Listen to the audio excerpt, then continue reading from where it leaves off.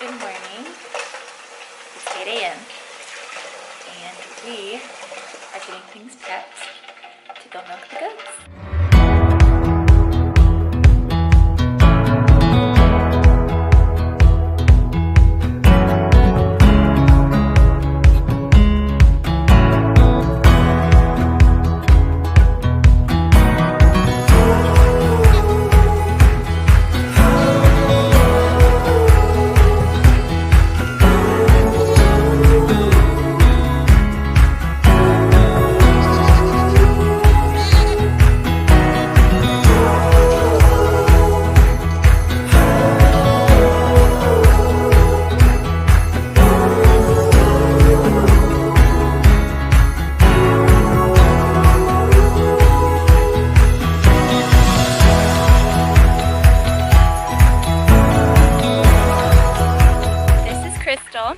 I have 5 Nigerian dwarf goats.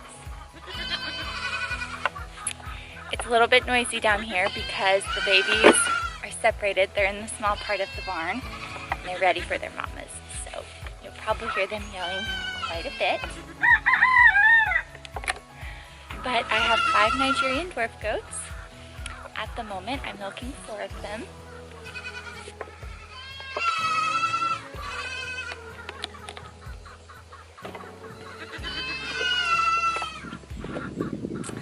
I've had these goats for, I believe we're on year number 4. I've had these goats. I've only been milking them though for 2 years. This is year number 2. Last year it was very interesting. It was their first time being milked. And my first time learning how to milk. And so we all learned together. They had to learn how to go up on a stand and be comfortable with me touching them and their udders to be milked. I had to figure out what I was doing. Last year, I was very beat down when we first started, because they were very stubborn. Crystal's my best one. She stands the best to be milked. But even whenever I was learning, and she was learning, she would still kick really bad.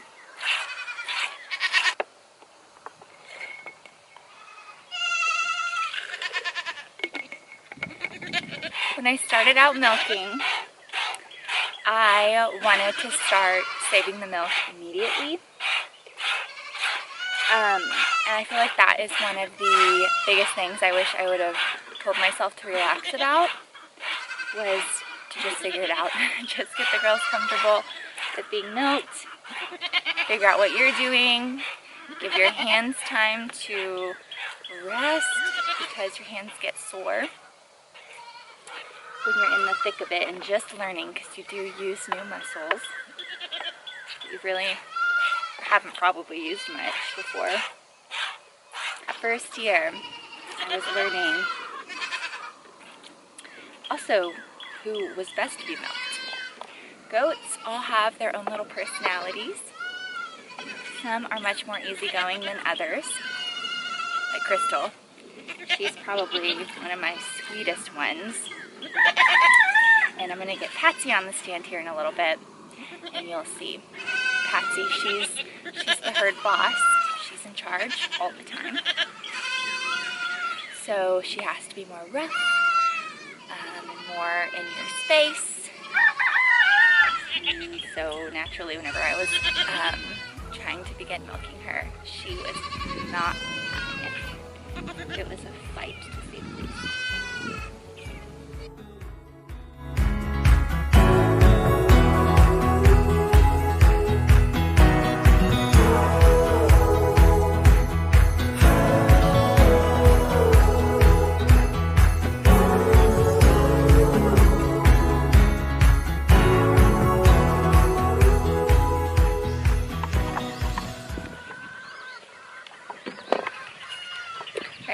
Reba on the stand now. You didn't see it, but I just cleaned her off and I stripped her teat, and now we're gonna milk her.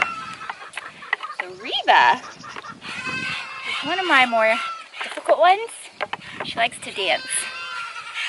She doesn't really like to be milked very much. I'm gonna dump that out of the house in a minute. And it could be because she wants more food. Give her more food. But Reba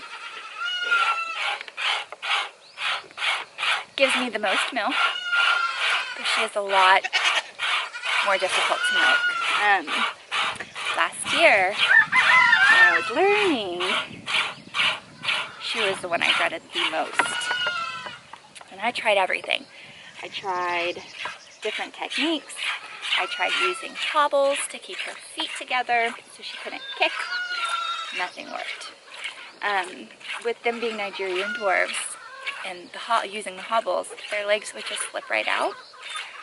My mom has a friend who we milked for last summer when she went out of town on vacation, and she actually had almost like string tied to the back of her milking stand that she would attach to the goat's leg, so it couldn't even lift it up. And that technique would probably work a little bit better, but I don't want to do that if I don't have to. And they've got the gist for the most part now that I don't really have to tie them down. But Reba does still dance a lot for me. Like I said before, each goat has their own personality, so as you begin to milk them, you'll start to learn who does what with their body, and you'll be able to tell when, like Reba, she moves back, so I throw my shoulder into her to kind of get her to stop. Occasionally she'll kick, so I kind of have to be on guard with that as well. But you will learn their personalities and what they'll do, and you'll be able to kind of counteract that so you don't lose the milk.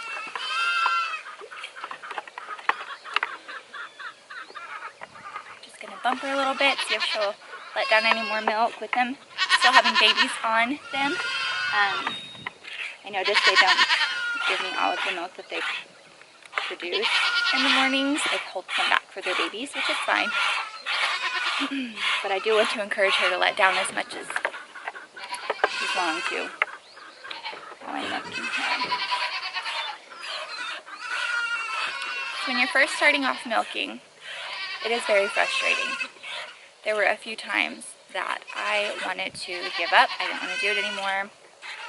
And I was tired, especially there at the beginning. I don't have the best setup down here. As you can see, I'm outside. It's not ideal, especially when it's raining. I do have a small section in this barn. The babies are in it right now. Last year I didn't have the babies in there, so I was able to go in there and milk when I needed to. This year I have it set up a little bit differently, so I'm outside milking when it's nice. If it is raining, I'll just let the babies out with the mama and then milk what I can get from them, and just place the stand in the barn still. But normally you'll have a better setup than me. That was a big struggle last year. Was learning what the heck I was doing in an awkward environment, being outside. It just was not ideal.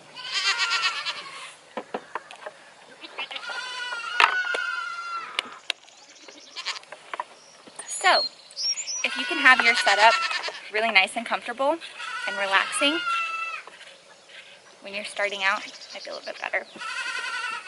I don't know what we're going to do here. I've been talking to my husband about things we can do. I'd love a little milk parlor, because when it is milking season, it takes up a lot of time.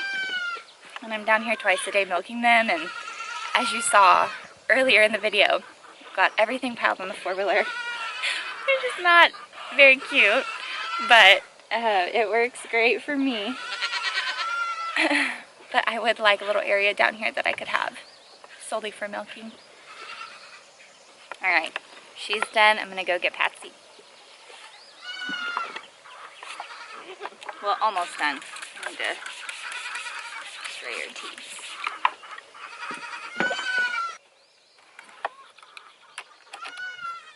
Okay, this is Patsy, my orneriest one. So with her, I have to just let her eat the leftovers that are in the feed bucket from the other two, clean her, strip her teeth, get fully ready before I feed her because she inhales her food and then won't let me milk her. So again, you'll learn each goat's personality and you'll accommodate for each one.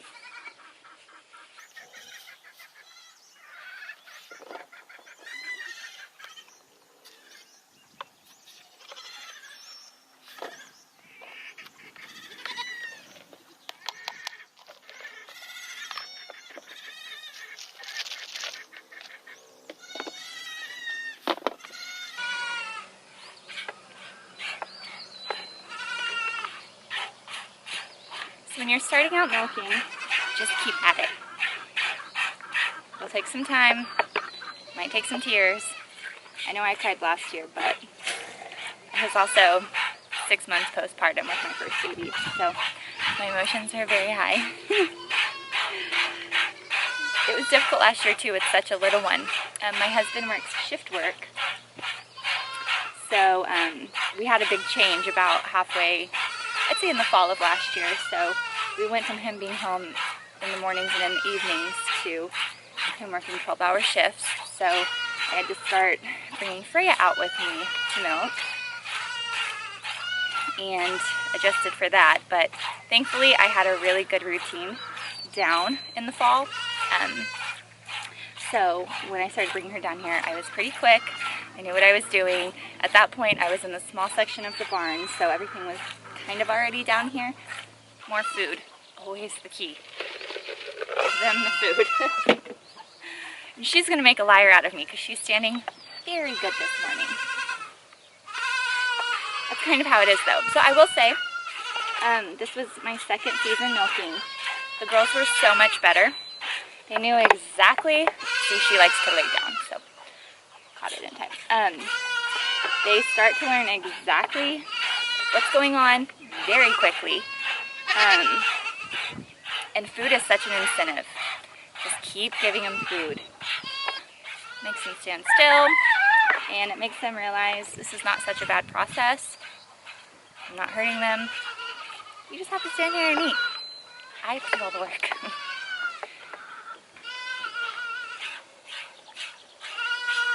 But if you have a little, it is possible to milk. I had a little seat I put Freya in down here. It had toys in it. She was very small, still couldn't walk, so it wasn't a big deal. She is walking now though. My husband is still working 12-hour shifts, 4 days a week, so in the evenings we're still trying to figure out what we're doing. She is very hands-on, she wants to help, but the goats don't really like it, so we've been trying to find a nice balance. But I just want to say, if you're just starting out milking, do a bunch of research before you start. Know what you're doing, what you need to do. Stay persistent, stay consistent, and give yourself some grace. Once you get the hang of it, you'll be really, really proud of yourself. Thanks for watching today, guys. See you next time. Bye-bye.